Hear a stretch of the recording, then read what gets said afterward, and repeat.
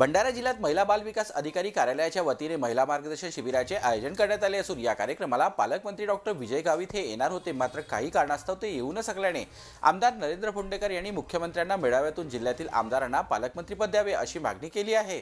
त्यामुळे भंडारा विधानसभा क्षेत्राचे आमदार नरेंद्र भोंडेकर यांना पालकमंत्रीपदाचा मोह सुटताना दिसत नाही।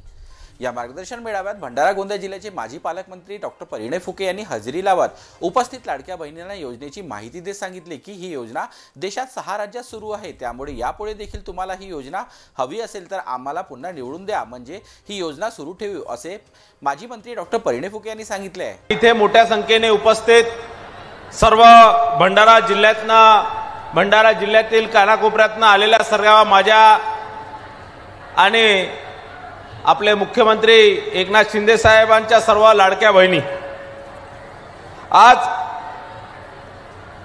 या मेळाव्याच्या माध्यमातून निश्चितच ज्या आपल्या लाडक्या बहिणींना एक मदत म्हणून किंवा ते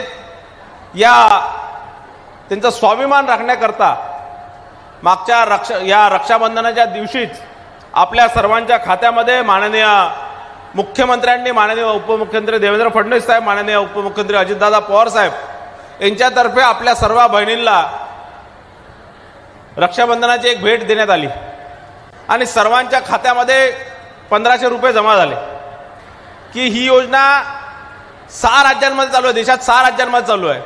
सर्वात प्रथम मध्य प्रदेशमध्ये सुरू झाली।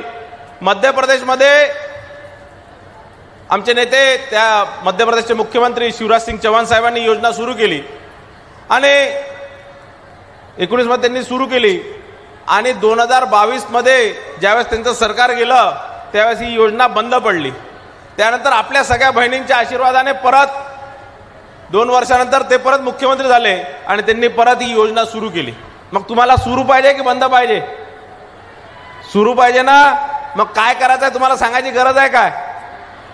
तुमचा सर्वांचा आशीर्वाद आमच्यावर असू द्या, माननीय मुख्यमंत्री एकनाथ शिंदे साहेबांवर असू द्या, माननीय उपमुख्यमंत्री देवेंद्र फडणवीस साहेबांवर असू द्या, माननीय उपमुख्यमंत्री अजितदादा पवारांवर असू द्या आणि आम्ही इथे बसलेले आहे नरेंद्रजी भोंडेकर साहेब असतील त्यांच्यावर असू द्या, माझ्यावर असू द्या आणि आमच्या सर्वांवर असू द्या।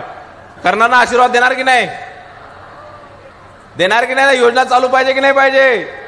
तर भंडारा विधानसभा क्षेत्रातून 2019च्या विधानसभा निवडणुकीत अपक्ष आमदार म्हणून निवडून आलेले आमदार नरेंद्र भोंडेकर यांनी शिंदे सरकारला पाठिंबा दिला असताना भंडारा जिल्ह्याला स्थानिक पालकमंत्रीपद मिळेल असे आश्वासन त्यांना देण्यात आले होते। मात्र 2024च्या विधानसभा निवडणुका तोंडावर आल्या असताना देखील जिल्ह्याला स्थानिक पालकमंत्रीपद न मिळाल्याने जिल्ह्याचा हवा तसा विकास न होऊ शकल्याचे आमदार भोंडेकर यांनी सांगत पालकमंत्री होण्याची इच्छा पुन्हा एकदा व्यक्त केली आहे।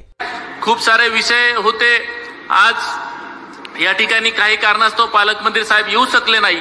आमच्याशी त्यांचं बोलणं झाला। मी दरवेळेस सांगत असतो की जिल्ह्याचा पालकमंत्री असायला पाहिजे रे बाबा, कारण हे असे छोट्या छोट्या गोष्टीसाठी प्रॉब्लेम होते, बरोबर आहे की नाही?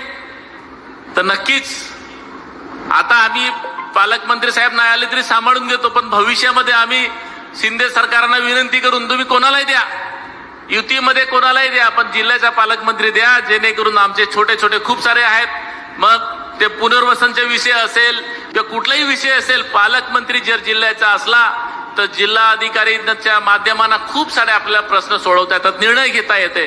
म्हणून नक्कीच आपण आमच्या पाठीशी राहा, शासन तुमच्या पाठीशी आहे आणि शासन। तर या मेळाव्यात महिला बचत गटाच्या महिलांना महिला बाल विकास विभागातर्फे उद्योग उभारण्यासाठी कर्ज देण्यात आले असून यापुढे लाडकी बहीण योजना सुरू ठेवायची असल्यास आम्हाला पुन्हा निवडून द्या असे विधान आमदार नरेंद्र भोंडेकर यांनी केले आहे। तर दुसरीकडे त्यांना पालकमंत्री होण्याचा मोह देखील सुटताना दिसत नाही। जीबी न्यूजचं प्रत्येक अपडेट मिळवून घेण्यासाठी तुम्ही आमच्या चॅनलला लाईक करा, सबस्क्राइब करा आणि शेअर करा, तसंच बेल आयकॉनला सुद्धा प्रेस करा। आपला जिल्हा, आपली बातमी, जीबी न्यूज भंडारा।